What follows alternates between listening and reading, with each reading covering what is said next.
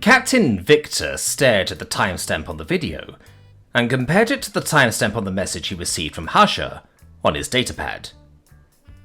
26 minutes.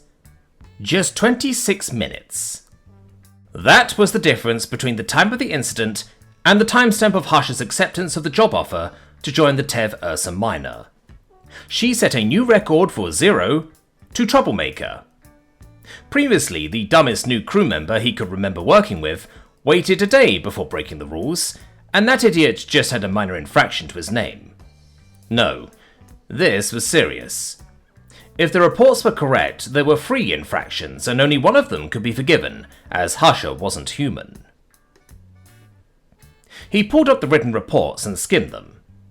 Universally, there were mentions of nudity and streaking in the mess hall.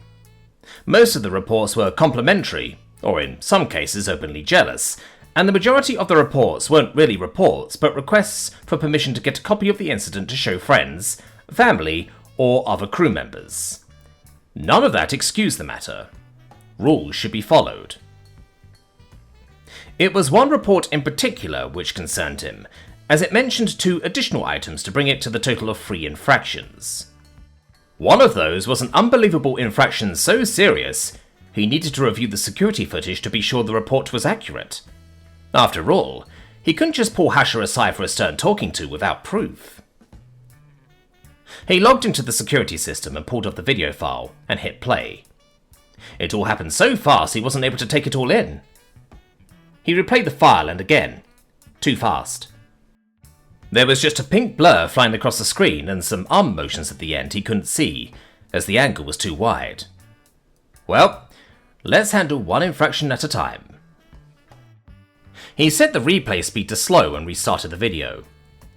Even slowed down, it was impressive how quickly Harsha moved. It was quite clear she was wearing nothing but the pink fur she was born in. The motion reminded him of a video he once saw, of a basilisk lizard running on water. As she streaked across the mess hall, she kept her arms tucked in. It definitely reminded him of all the old T-Rex cartoons, where the poor beast couldn't reach anything with his little stubby arms. But that illusion was broken, as Harsha got close to Lin. Harsha extended her arms to their full length, and launched herself onto Lin's chest with precision. Lin looked gleeful to have one bright pink space dino in her arms, so thankfully he didn't have to worry about an assault charge. Infraction 1. Streaking. Confirmed. He hadn't considered that Harsha might walk around without clothes. She was smuggled onto the ship wearing coveralls and shoes, and came to the job interview wearing said clothing.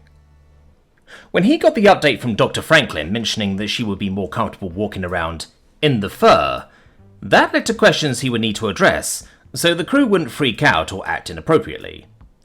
Does Harsha mind being touched? What would be considered acceptable? And what crosses the line? If scritches are acceptable, are they preferred on the arm, the back, behind the ears? It frustrated him that he wasn't given a chance to clarify things with her, and get some ground rules posted to prevent problems. He'd need to address that she should consult him or the first officer before taking matters into her own hands.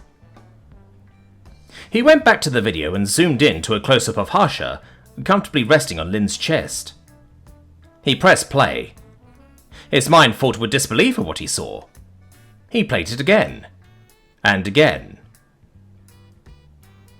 Harsha pulled her right hand back, casually flipped the bird, and then used said bird to boop Lin's snoot. Giving the finger? That's a quick cultural lesson about what it means to flip someone off, and an opportunity to ask Harsha if there are any gestures the crew should be aware of which would bother her. But the booping? The universal law is clear. When one sees cute, boop the snoot. The cute does not boop your snoot. It just isn't done. He would be stern.